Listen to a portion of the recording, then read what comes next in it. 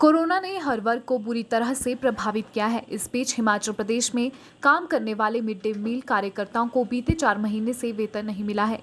वेतन न मिलने से इन कार्यकर्ताओं के लिए घर परिवार का भरण पोषण करना भी मुश्किल हो गया है। अपनी मांगों को लेकर मिड डे मील वर्कर्स ने शिक्षा निदेशालय के बाहर हल्ला बोला।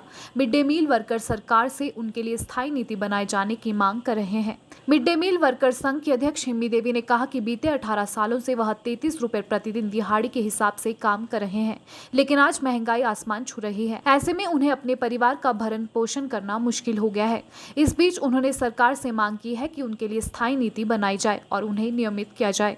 इसके अलावा मिड डे मील वर्करों ने प्रदेश सरकार से मांग की है कि हिमाचल में MDM की भर्ती में मिड डे मील वर्कर को वरीयता दी जाए। मिड डे मील वर्कर हिम्मी देवी ने कहा कि हिमाचल प्रदेश उच्च न्यायालय ने साल 2019 में प्रदेश सरकार को मिड डे मील वर्कर को 10 महीने की तनख्वाह न देकर पूरे 12 महीने की तनख्वाह देने की बात कही थी, लेकिन अब तक उन्हें 12 महीने की तनख्वाह नहीं मिल रही है। ऐसे में प्रदेश सरकार पर उन्होंने हिमाचल प्रदेश उच्च न्यायालय के आदेशों की अवहेलना करने के भी आरोप लगाए। आज का जो धरना प्रदर्शन हो रहा है, ये पूरे ऑल इंडिया फेडरेशन की जो है कॉल आई है। ये मात्र हिमाचल प्रदेश में जगह जगह पर जो है आज का ये धरना प्रदर्शन किया जा रहा है। आज का जो ये धरना प्रदर्शन हो रहा है, पिछले 18 वर्षों से जो है मिड डे मील वर्कर अपनी इस स्कीम योजना के अंतर्गत अपनी सेवाएं दे रहे हैं और 11 करोड़ 43 लाख जो है स्कूलों में जो है 12 करोड़ बच्चे जो है पूरे देश में जो है इस मध्याह्न भोजन के चलते इस सेवा से जो है लाभ उठा रहे हैं। 25 lakh mid day meal worker जो है पूरे देश में अपनी सेवाएं दे रहा है।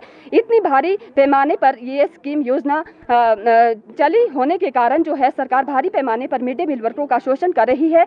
पिछले 12 वर्षों से जो है केंद्र सरकार द्वारा मिड डे मील वर्करों को केवल 33 रुपए की दिहाड़ी दी जा रही है, जो कि आज इस महंगाई के दौर में उचित नहीं। दूसरा, हम सरकार से कहना चाहते हैं कि मिड डे मील वर्कर को जो है न्यूनतम वेतन कम से कम 9,000 रुपए मिलना चाहिए। और हम सरकार से कहना चाहते हैं कि पिछले 3-4 महीनों से जो है अभी तक मिड डे मील वर्करों को जो है मात्र 2600 का वेतन नहीं दिया गया है। बार बार हमारा अनुरोध करने पर भी मिड डे मील वर्करों को सभी जगह पर जो है वेतन नहीं दिया जाता है।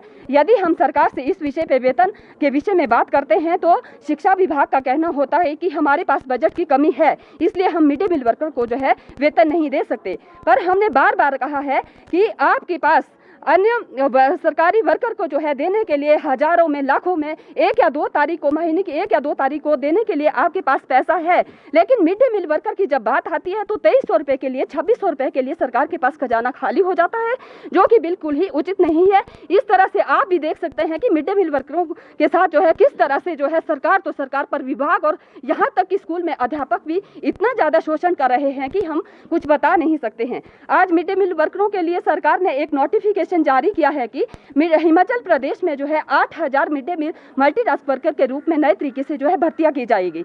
लेकिन हम इस बात को बिल्कुल भी सहमत नहीं है, क्योंकि 18 वर्षों से जो मिड डे मील वर्कर अपने स्कूलों में सेवाएं देने के साथ साथ सारे मल्टीटास्क वर्कर के कार्य मिड डे मील वर्कर से करवाए जा रहे हैं। स्कूल से डाक का काम, चाय बनाने का काम, कोई किताबें आती है बच्चों के लिए, मतलब सभी तरह का जो भी मल्टीटास्क वर्कर का कार्य होता है हमारा वर्कर हम सभी जो है पिछले इतने सालों से कर रहे हैं। लेकिन सरकार ने फरमान जारी कर दिया कि नई तरीके से जो है भर्तियां होगी। हमारा सरकार के आज के इस प्रोटेस्ट के माध्यम से कहना है कि सरकार जो है इस अपने जो दिए गए दिशा निर्देश से जो है वापस पीछे हटकर जो है मिड डे मील वर्करों को ही जो है प्राथमिकता मिड डे मील वर्कर की भर्ती में, मल्टीटास्क वर्कर की भर्ती में दें।